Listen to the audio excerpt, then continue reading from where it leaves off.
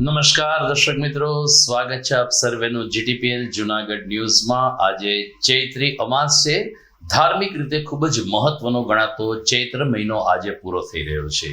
પિતૃ તર્પણ અને ભાગવત સપ્તાહના માહોલ વચ્ચે જુનાગઢ વાસીઓએ આકરા ઉનાળાની પણ અનુભૂતિ કરી છે। ત્યારે આવા ચૈત્રી માસને વિદાય આપવાની સાથે જોઈએ આજના મુખ્ય સમાચાર।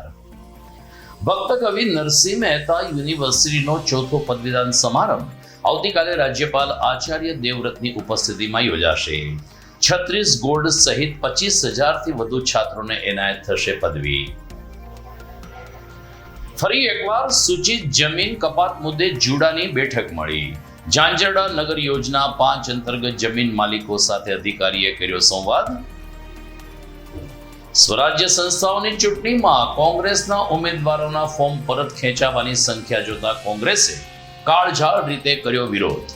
ભાજપ લોકશાહીની હત્યા કરતું હોવાનો જિલ્લા કોંગ્રેસે કર્યો આક્ષેપ।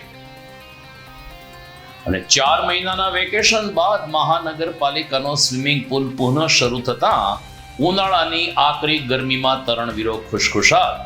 સવારે ભાઈઓ અને બપોર પછી બહેનોને બાળકો મજા લઈ રહ્યા છે સ્નાનની। તો મિત્રો, આ તમામ સમાચાર આપણે વિગતવાર જોઈએ તે પહેલા લઈએ એક બ્રેક।